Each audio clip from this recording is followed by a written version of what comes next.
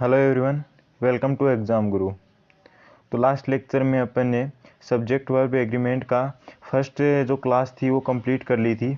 अब इस लेक्चर में मैं सब्जेक्ट वर्ब एग्रीमेंट के बचे हुए रूल्स को आपको बताऊंगा और सभी कॉन्सेप्ट और ट्रिक्स के साथ।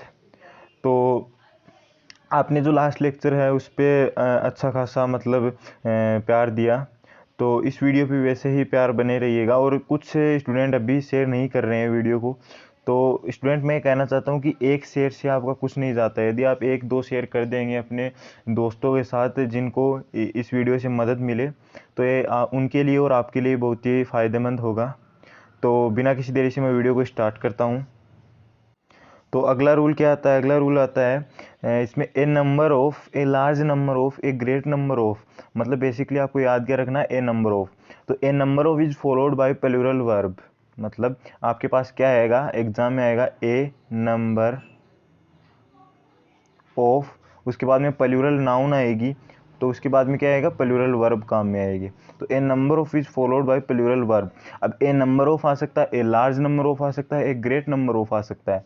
एग्जाम्पल देखेंगे तो और क्लियर होगा। एग्जाम्पल क्या कह रहा है कि a large number of candidates are का मतलब plural, a large number of books are का मतलब प्लूरल। ठीक है, रूल नंबर 13 की तरफ चलते हैं। तो 13 में क्या है, 13 क्या कह रहा है, इसमें है द नंबर ऑफ, ए की जगह बस द लगा दिया, the large number, the great number. तब ए में हमने बताया था प्लूरल, लास्ट जो रूल नंबर 12 था ए था, उसमें ए में क्या बताया, प्लूरल। लेकिन जो आपका द आ जाएगा ना, तो द में क्या आएगा, सिंगुलर, मतलब उल्टा होता है। आपको पता है ए का मतलब क्या होता है, सिंगुलर, लेकिन ए के साथ प्लूरल आता है। A number of is followed by plural and the number of is followed by singular, बस आपको ये याद रख लेना। तो the large number of candidates is का मतलब singular, the large number of books is, ठीक है। तो a number of is followed by plural and the number of is followed by singular, बस ये दो आपको कोटेशन याद कर लेनी है, the number of is followed by singular and a number of is followed by plural. उसके बाद में ये सेम उसी प्रकार से आ जाता है, the quantity of, the amount of, A large amount of, तो उसमें भी वही सिस्टम होता है द और ए के अनुसार। तो a large amount of water has been used for farming, ठीक है, तो उसके साथ सिंगुलर वर्ब आ जाएगी। तो जो ये वर्ड है इनके साथ आएगी, लेकिन बेसिकली आपको 12 आज का जो पहला रूल यानी 12th नंबर का और 13th नंबर, ये दो रूल आपको याद करने हैं, इन्हीं से ही एग्जाम में आएंगे। ये कुछ ज़्यादा इतना इंपॉर्टेंट है नहीं। वो भी कौन सा है, a large number of, sorry, a number of is followed by plural and the number of is followed by singular. तो मैंने आपके लिए फिर से मैं ये रूल एक बार क्लियर करा रहा हूँ, a number of is followed by plural, क्योंकि स्टूडेंट बहुत ही इंपॉर्टेंट है। A number of is followed by plural आपको यहीं पे याद करके जाना है कि a number of is followed by plural and the number of is followed by singular, the number of is followed by singular, ठीक है।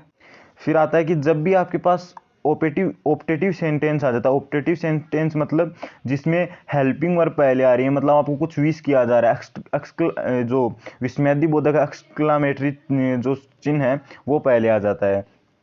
तो यहाँ पे क्या आ रहा है, मे your team win the match, ठीक है। तो योर टीम का मतलब तो सिंगुलर लग रहा है, लेकिन ये प्लूरल आएगा हमेशा, ठीक है।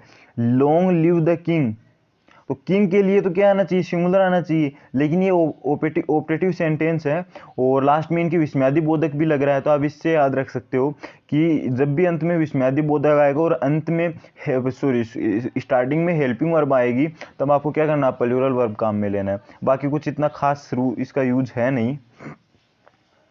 फिर आता है कि आपके पास कि एक ग्रुप के अनुसार आता है। रूल नंबर 16 एक तरह से ग्रुप के अनुसार ही है। इसमें सबसे पहले तो क्या है, the French, the English, the Japanese, the Chinese, मतलब फ्रेंच का मतलब क्या है, द फ्रेंच यानी फ्रांस के जो लोग हैं जो फ्रेंच भाषा बोलते हैं उनका एक समूह है। एंड इंग्लिश क्या है, अंग्रेजों का एक समूह है, मतलब जापानीज, जापान के जो निवासी हैं उनको जापानीज कहते हैं, चाइना के चाइनीज कहते हैं। तब जो समूह हो गया मतलब उसमें बहुत सारे लोग हैं, तब अपने आप ही आपको समझ में आ जाएगा, प्लूरल आएगा। And the rich, the poor, the young, the old, the rich का मतलब अमीरों का एक समूह है, द पुअर गरीबों का एक समूह है, यंग जो यूथ है उनका एक समूह है, ओल्ड यानी बूढ़े इस हिसाब से जो 60 साल से ऊपर उनका एक समूह है। तब समूह की बात आ जाती है तब उसमें बहुत सारे लोग होंगे और लोग का मतलब प्लूरल आएगा। तो the English have great sense of humour, मतलब जो अंग्रेज हैं, तो अंग्रेज एक अंग्रेज की तो बात है नहीं यहाँ पे, बहुत सारे अंग्रेजों की बात है। उसके बाद में तो the rich are very arrogant, ठीक है, तो रिच होते हैं जो धनवान होते हैं उनका एक समूह है, ठीक है। तो रूल नंबर 17 जो अब आ रहा है वो बहुत ही इंटरेस्टिंग रूल है। वो इंटरेस्टिंग मैं इसको क्यों कह रहा हूँ, क्योंकि इसमें क्या है कि ऑल सम ये दो वर्ड हैं, उनके बाद में आपको दो चीज़ों का ज्ञान कराना है, जो मैंने फर्स्ट लेक्चर में करा लिया, अनकाउंटेबल और काउंटेबल नाउन। तो मैंने आपको लास्ट लेक्चर में बताया था कि कुछ इंग्लिश में ऐसे रूल होते हैं जो शाश्वत सत्य होते हैं, यूनिवर्सल ट्रुथ होते हैं। वो इसमें है अनकाउंटेबल नाउन। अनकाउंटेबल नाउन जब भी आपको दिख जाती है किसी भी सेंटेंस में, तो उसके बाद में आपको क्या करना है, सिंगुलर वर्ब ही काम में लेनी है। हमेशा जब भी आपको अनकाउंटेबल नाउन दिख जाती है तब आपको सिंगुलर वर्ब ही काम में लेनी है। तो इसमें यहाँ पे क्या है कि ऑल और सम के बाद में यदि आपको अनकाउंटेबल नाउन दिख गई तो आपको क्या करना है, सिंगुलर वर्ब काम में लेनी है। मतलब ऑल द फर्नीचर, मैंने बताया था कि फर्नीचर हो गया, लगेज हो गया, आपके पास वर्क हो गया, ये जो ऐसे वर्ड हैं क्या है, अनकाउंटेबल नाउन में आ जाते हैं, तो इसके बाद में सिंगुलर वर्ब। लेकिन ऑल द बॉयज मतलब सभी के सभी बॉयज, तो ये तो प्लूरल ही हुआ ना। अनकाउंटेबल के सीन में ये आ जाएगा, अगर ये अनकाउंटेबल नहीं हो, बॉयज है यहाँ पे, तब क्या आ गया, वो हैव आ गया, प्लूरल आ गया। तो आपको एक चीज याद रखनी है कि ऑल सम के बाद में यदि अनकाउंटेबल ना हो तो आपको इंग्लिश में कहीं भी दिख जाएगी, आप सिंगुलर ही लगाना। लेकिन इसके बाद में काउंटेबल आ जाती है ना कोई भी, जैसे बॉयज आ गया, प्लेयर्स आ गया, गर्ल्स आ गया, मेन आ गया, वुमेन आ गया, ये काउंटेबल नाउन आ जाता है, तब आपको क्या करना है, प्लूरल वर्ब ही यूज करना है। तो इस प्रकार से होता है। उसके बाद में फिर से यही चीज़ आ जाती है आपके कि नन ऑफ के बाद में यदि अनकाउंटेबल नाउन आ रही है, तब तो मैंने बताया अनकाउंटेबल नाउन तो आपको कहीं भी दिख जाए आप सिंगुलर वर्ब लगाओ, ठीक है। अनकाउंटेबल नाउन आपको कहीं पे भी दिख जाती है तब आपको सिंगुलर वर्ब लगानी है। एंड काउंटेबल नाउन यदि आपको दिख जाए नन ऑफ के बाद में, तब आपको प्लूरल लगाना है। तो यहाँ पे मनी आ रहा है, मनी क्या है, आप पैसे हैं, पैसे गिन सकते हैं, लेकिन अनकाउंटेबल नाउन में आता है क्योंकि धन संपदा अपार होती है, उसको ऐसे गिना नहीं जा सकता है, तो इसको मनी है। जैसे मैं आपको अनकाउंटेबल नाउन के कुछ एग्जांपल दे देता हूँ, फिर आपको क्लियर होगा। फर्नीचर बोल देता हूँ मैं, फर्नीचर हो गया, मनी हो गया, वाटर हो गया, मिल्क हो गया, ठीक है, और वर्क हो गया, लगेज हो गया, एंड पेड़ के पत्ते हो गए, हेयर हो गया, ठीक है। तो क्या बताया मैंने, furniture, money, water, milk, and इसका क्या है,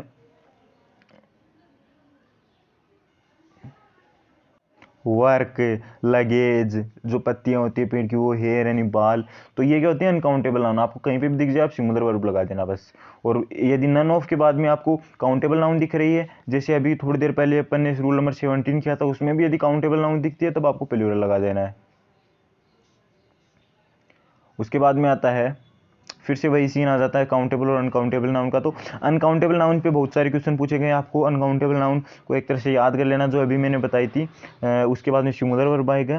तो इसमें जो इम्पोर्टेंट चीज़ें आती हैं वो एक तो सम आती है, एक मेजोरिटी आती है, ये दो तीन चीज़ें आती हैं, और इसके साथ ही एक क्वार्टर, हाँ ये भी आ सकता है। तो ये तीन वर्ड आप इसमें याद रख लीजिए कि इनके बाद में ऑफ आ रहा है, मतलब सम ऑफ के बाद में यदि अनकाउंटेबल नाउन, तो अनकाउंटेबल नाउन का तो सीन ही क्या है कि सिंगुलर वर्ब आएगी, लेकिन काउंटेबल नाउन आ जाएगा तो प्लूरल आएगी। तो यहाँ पे वर्कर्स है तो वर्कर्स प्लूरल है काउंटेबल नाउन के अनुसार। और शुगर आ गया, शुगर को आप गिन थोड़ी सकते हो दानों को, शुगर हो गया, एंड जैसे वाटर, वर्क, जो मैंने अभी बताया वो चीज़ें। तो शुगर आपको खुद को सोचना पड़ेगा, सारी चीज़ें आप याद नहीं कर सकते कि शुगर है वो अनकाउंटेबल नाउन में आ रही है।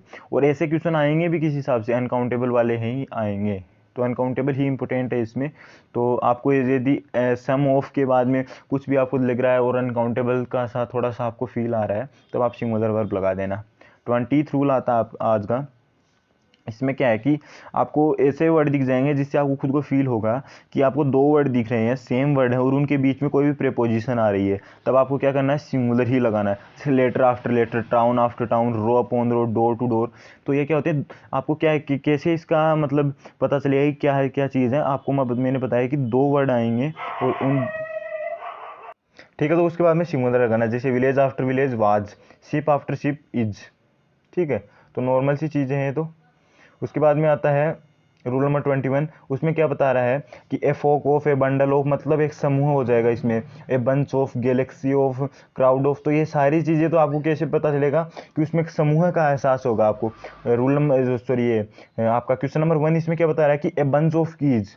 तो ए बंच ऑफ कीज का मतलब चाबियों का एक गुच्छा। तो चाबियां तो प्लूरल है इसमें, कीज तो प्लूरल, लेकिन कीज के हिसाब से, चाबियों के हिसाब से नहीं आएगा, क्योंकि चाबियां तो इसमें एक सेकेंडरी सब्जेक्ट का काम कर रही है। इसमें एक गुच्छा है ना, चाबियों का एक पूरा छल्ला है जिसमें चाबियां लगी होती हैं, उसके अनुसार इसमें जो हेल्पिंग वर्ब है या फिर वर्ब है वो काम में आएगी, तो सिंगुलर ही आएगा। आप समझ सकते हो खुद कि ए बंडल ऑफ, जैसे ए बंडल ऑफ वुड्स, मतलब लकड़ियों का एक बंडल, है ना। ए सेट ऑफ नंबर्स, मतलब संख्याओं का एक सेट, समूह है। तो ए सेट, इसमें ए आ रहा है ना, ए सेट। और इसमें a team of, a batch of students. ठीक है, तो इस हिसाब से क्या है, ए बैंड ऑफ म्यूजिशियंस। तो म्यूजिशियंस तो इसमें प्लूरल है, लेकिन ए बैंड मतलब उनका एक पूरा सा ग्रुप बन जाएगा वो, तो ग्रुप के अनुसार क्या आएगा, सिंगुलर आएगा। शायद दिक्कत नहीं होगी इसमें। रूल नंबर 22 देखते हैं। रूल नंबर 22 में क्या आ रहा है, इसमें आपको यदि का एहसास होगा कि यदि, या फिर इसमें काल्पनिक एहसास होगा कि यदि मैं ऐसा होता, तब आपको क्या करना, प्लूरल। तो इसमें मोस्ट इंपॉर्टेंटली क्या आ जाता है, आई विश। आई विश वाला क्वेश्चन मेरे हिसाब से एयरफोर्स के एग्जाम में 3 से 4 बार पूछा गया है और नेवी के एग्जाम में भी 1 से 2 बार पूछा गया है। तो आपके लिए मैं इंपॉर्टेंट चीज़ बता रहा हूँ कि आई विश का आपको याद ही कर लेना है, ये क्वेश्चन आ सकता है इसके जो कंडीशनल सेंटेंस है या फिर काल्पनिक जो वाक्य हैं उनके अनुसार। तो I wish I were billionaire. अब आई के साथ तो सिंगुलर आना चाहिए, लेकिन आई विश आ रहा है तो भी प्लूरल आएगा। बस आप एक ये सेंटेंस याद कर लीजिए, आई विश आई वर, आगे कुछ भी हो सकता है, आई विश आई वर। यदि आई विश आ रहा है तो आई वर आएगा, वाज नहीं आएगा। बस एक इतना याद रख लीजिए, बाकी आपका क्लियर हो जाएगा, आप एग्जाम क्रैक कर सकते हैं इससे।